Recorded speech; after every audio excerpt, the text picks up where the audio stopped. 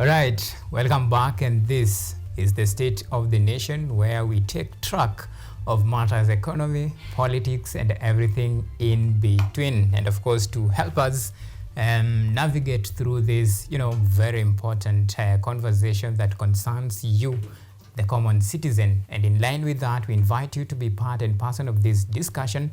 You can talk to us on all of our social media platforms. Remember, you're live on YouTube at KUTV News Live. You can tweet me at Auma Evans. Remember to use the hashtag State of the Nation. So let me introduce my guest pretty quick. That is Kaikai Naipamei, a CEO, Youth Champions for Sustainable Development Goals. And of course, you're still waiting for Rachel Tabitha, the opposition national youth leader. As soon as, she gets, will rob her into the discussion. But nonetheless, the discussion still continues here on KUTV State of the Nation. And of course, Kaikai, I will take your, I'll borrow your thought on this particular very important discussion. I'm talking about over 23,000 jobs created by Apple for Kenyans, especially those in Nairobi. Well, I don't want to get into the semantics and the matrix and the rationale behind the numbers, but talk to me about this. How do you think about it? Thanks for having me. As we're talking about the state of the nation. Good. And the most pressing issue at the moment is the high rate of unemployment, alarming rate of unemployment for young individuals in Kenya. So, of course, our government cannot observe all of us because according to the Ministry of Education data, there are over 65,000 graduates from university every other year. We are not talking about colleges and these other certificate courses. We're just talking degree holders.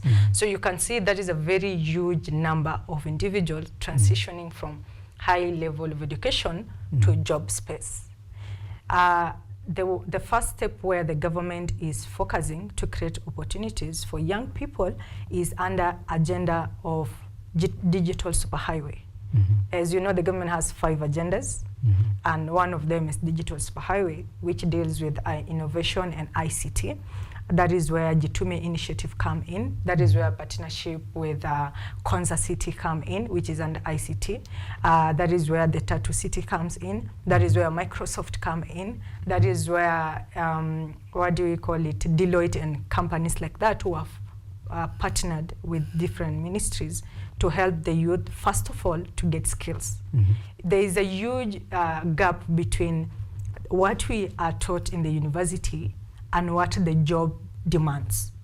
So that alone makes most of us that you think, because I've done economics and statistics and this job needs this and this, when you go to interview, you fail. So the first step is that Microsoft comes in to bridge the skill gap via online learning. You just log in. First of all, I hope most of the youth have logged in Jitume initiative. You just go to the website and then you log in and then you join the course that you want to. Then after that, there are courses, it is self-paced. You can take 5 days, you can take 1 month, you can take 4 months, according to your commitment.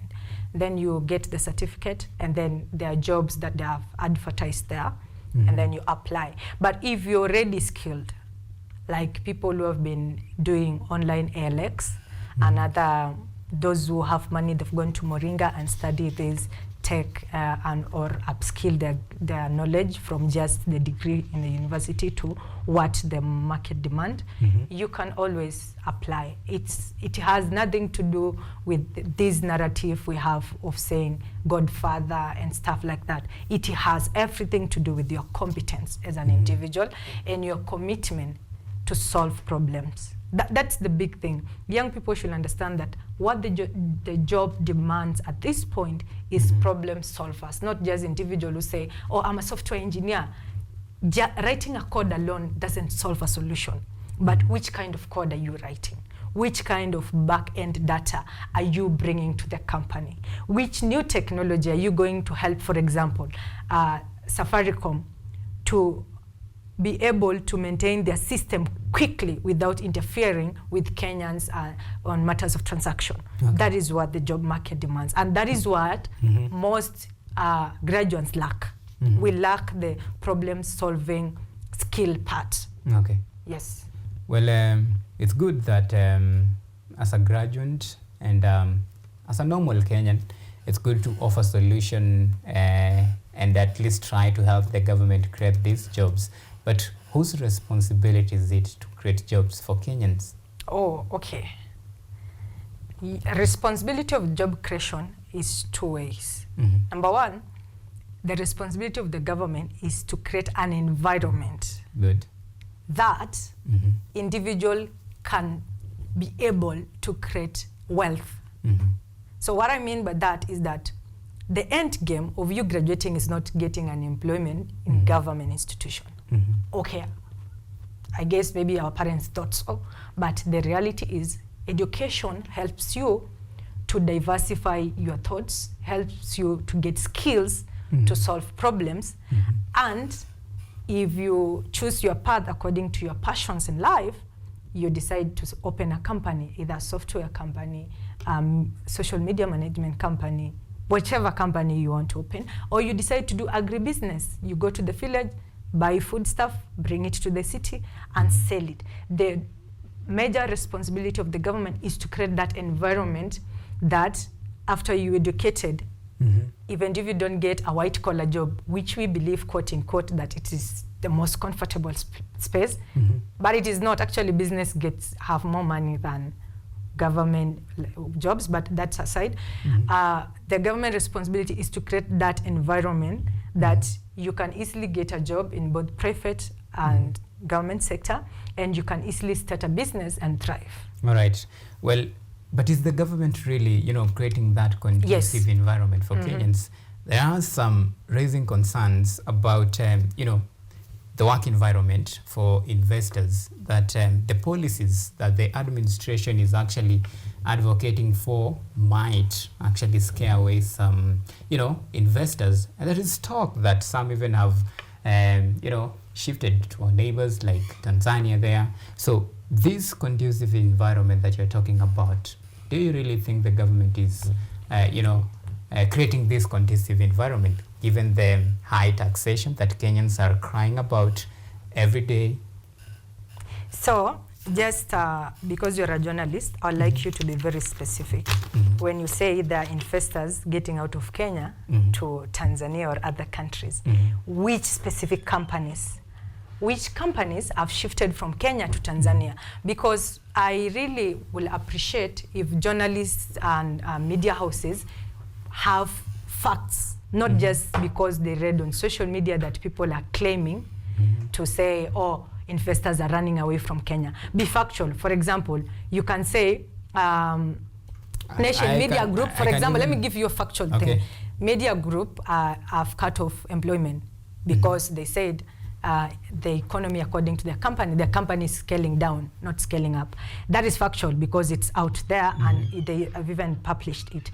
But it cannot be fair if I decide to say all media houses are scaling down employment and I don't have facts. So let me just let me tell you about the environment for investment.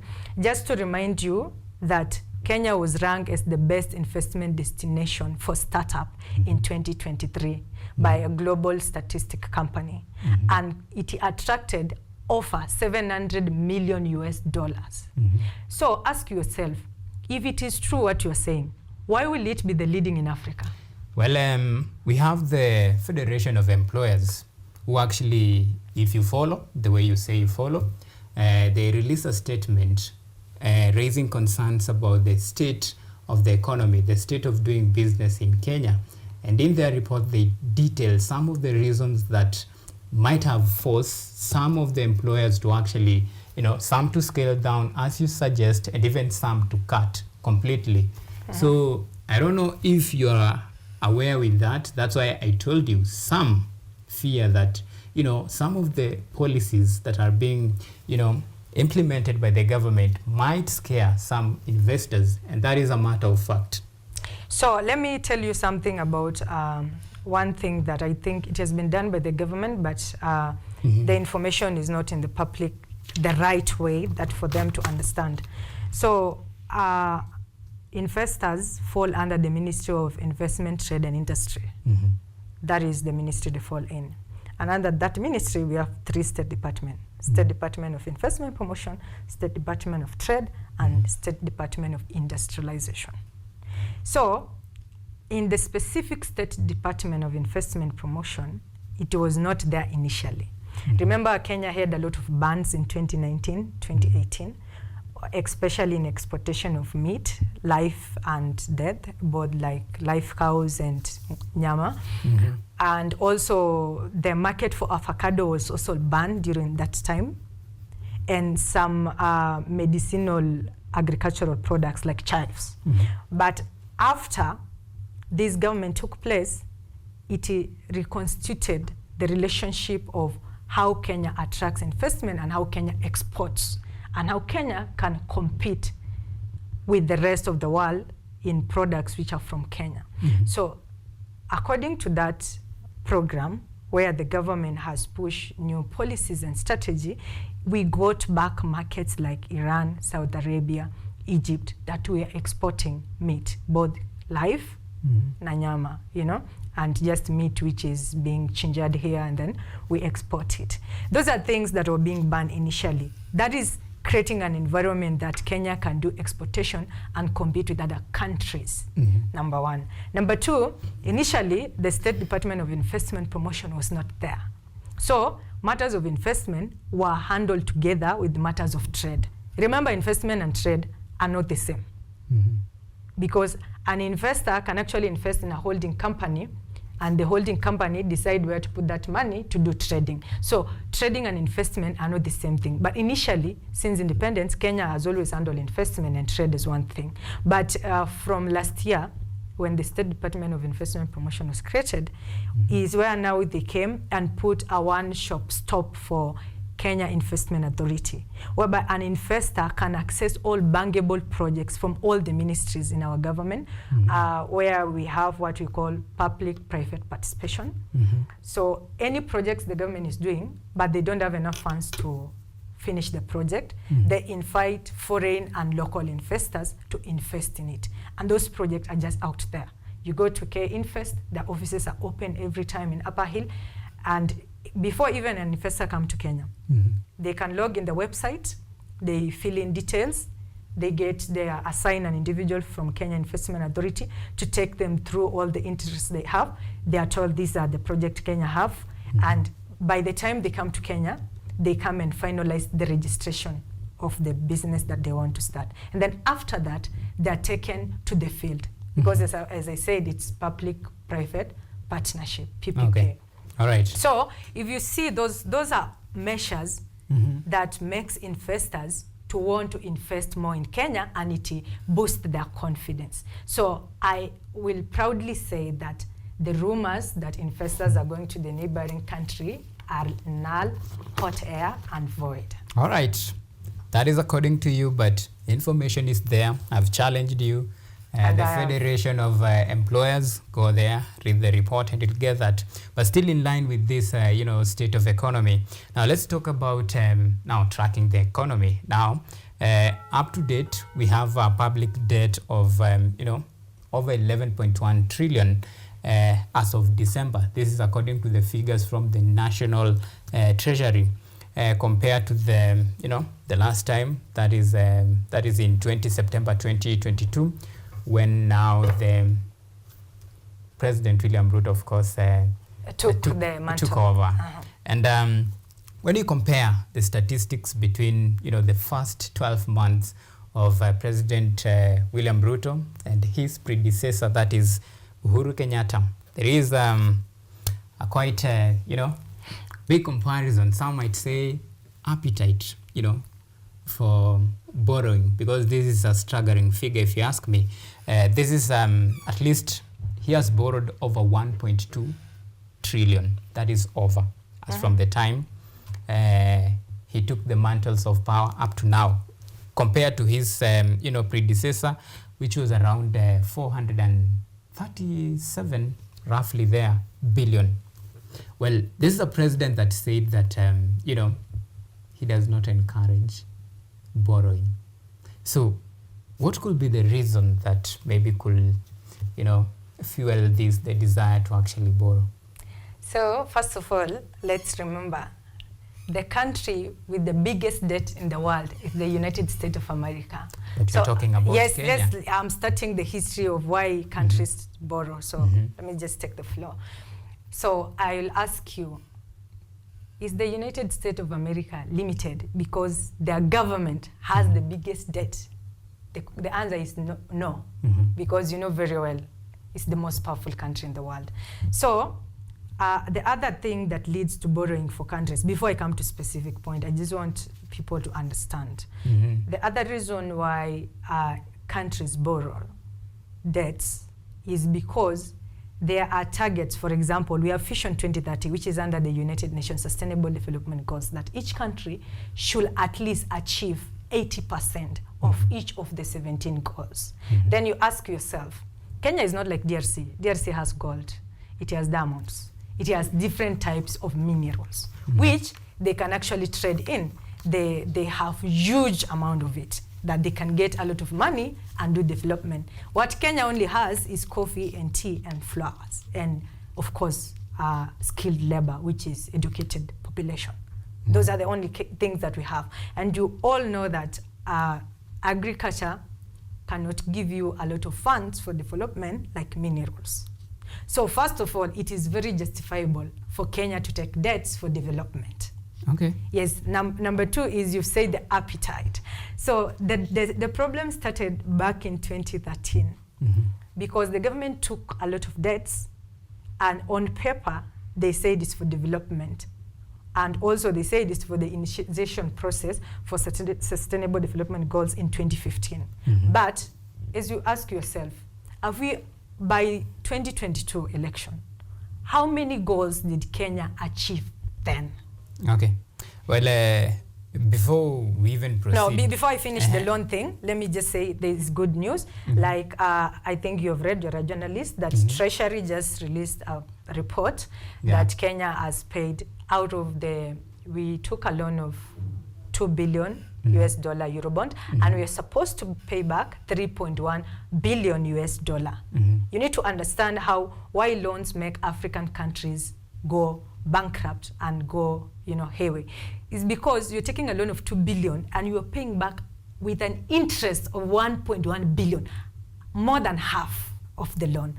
That is crazy. So now we have managed, the government has already paid $1.5 billion out of the required $3.1 billion. That means we are out of the red zone. Okay, fair enough. Well, you talk about the red zone, but the figures that I'm just reading for you, 11.1 trillion, that is quite a huge amount. Most of those money are fully accountable for. Let me break it down to you. We have external borrowing that is at 54%, at 6 trillion. Then we have domestic at 5 trillion. Well, you can clearly see the figures, but that's not the point. Let me draw you back to, the campaign. During their campaign, the rallies, he talked about, the appetite for borrowing and how his government will look like once he takes the mantle of power. Well, that's now, it's a thing of the past. He's the president. But the thing here is, what does it say about our leaders? Do we see the leaders who talk from both sides of their, from both sides of their mouth, or those who preach wine and sometimes drink water? What does it say? Because you must have a clear plan how to tackle issues to deal with the economy. Now you're telling me about, United States, why we need to borrow. These are some of the things that these leaders, I believe, it's something that they should have thought about it before, selling their manifestos to Kenyans. So what does it tell about our leaders? So as you have said, during campaign, the president campaigned on 5 pillars, which is very committed to them. Let me just remind you, pillar number 1, he said food security. That is why he's subsidizing production, subsidize fertilizer and subsidize high seed. and also bringing green investment so that Kenya can plant, crops that will release edible oils that will be value added here locally before they're exported, crops that will produce soybeans, and soybean has a content of green hydrogen, and green hydrogen will be used for electric vehicles. The president is committed. That is number one. Number two, we have affordable housing. In as much as it's getting a lot of hits from both the opposition and the judiciary, the president is committed to it. You have seen him launching several affordable housing programs across the country. He didn't lie any of that. Number three is digital superhighway. We've started with it. We have Jitume initiative. We have Konza City being completed 90%, which is going to be the Silicon Valley of Africa. And he is not going back. He's committed to it. And those are the things he promised Kenyans. That is what he is doing. The president didn't say something and he's doing the opposite. The only difference is that timing, great things take time. Bad things take short time, and shortcuts are not saving life. So Kenyans should understand that for a better and developed Kenya, we have to be patient. He has just been the president for 1 year. Fair enough. In 100 days, you remember the that's what I've said. In 100 days, these things cannot be achievable because they are long term. So anything long term cannot take 100 days. And that's why I ask you a question. What does it say about our leaders? Oh, I'm talking about the president, who is the president of the Republic of Kenya, and I've told you, like, everything that he told citizens, he is committed to it, and I've given you examples of the work he is doing to deliver universal health care. He has launched, last week, Kenya was ranked as the best country with the best healthcare system in Africa continent. Those things were never done. Kenya was never top of that since independence. But because of the measures and the strategies that this government has put in place is the reason why Kenya is on the top of everything. Even when you go to any social media right now, you realize that Kenya is trending not on the negative, but on the positive.